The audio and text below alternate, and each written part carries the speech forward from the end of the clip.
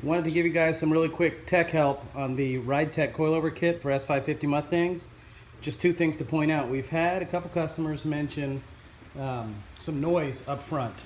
And what we have found is people were not getting this NYLOC nut tight on the end of the strut shaft. And when you don't, there's actually play between the nut and then the ball that's underneath it in the strut plate.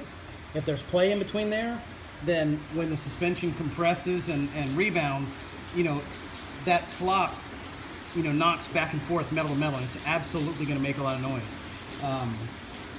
Also, if you don't get it tight, you might get some noise from turning or leaning into a corner, you know, when you turn. So definitely want to make sure that those are tight. I found that the best way to get those nuts tight is with a cordless impact like this.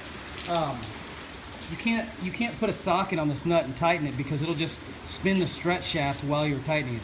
So really, I found the best way to do it is with the cordless impact. It's super easy to do. One thing to look at, you can look left to right. You know, if you have one side that's making noise and one isn't, you might have more threads showing here on one side and less on the other side, and that might mean that, you know, that this side is loose if there are less threads exposed here. So just make sure those are tight. Don't have those loose. Another thing that can make noise, if you have no preload on the spring, when the suspension unloads, you know, if you were to go over a rise or, you know, coming off of a hard bump, the spring could actually rattle in there. So you want to have a little bit of preload in there. I've got 350-pound springs on the front of my 5.0, and handles great. Ride quality is still good, and there's no noise from the spring. You know, it's perfectly quiet, so the preload is good. One thing that we are seeing on the back of the cars is people saying that they have trouble with contact between the spring perch and the boot on the half shaft. I'm not really sure what's going on there. I can put my whole hand in between the half shaft and the shock. I know that the Ford racing axles are a little bigger, but there is one of the guys that did the development on this kit has the Ford racing axle shafts, and they're not close to the shock. So I'm not really sure what's going on there with the guys that are having interference. One thing to point out is that there's a bracket, this black bracket that is right here that the shock's bolted to.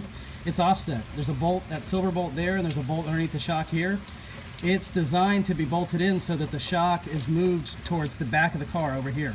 If you were to put that in backwards, I guess it would move the shock forward and close to the boot, but the instructions tell you how to do that. I doubt that anybody's put that in wrong, but that's a possible concern. Another thing that could make noise, if you had no preload in the springs back here, I could see that might make noise. But you know, if you have the ride height set pretty normally, you know, this is a 400-pound rear spring, you're going to have a little bit of preload in there to get it to sit with a decent height, and you're not going to get any noise from that too. So honestly, I've daily driven this Ridetech kit for 6,000 miles over the past 3 or 4 months. I mean, this car is my daily driver. Handling has been excellent, no noise, and very happy with the kit. If anybody's having any issues, you can reach us at UPR or Ridetech and ask us any questions, and we can help you make sure that you've got everything installed correctly so that you have a trouble-free installation.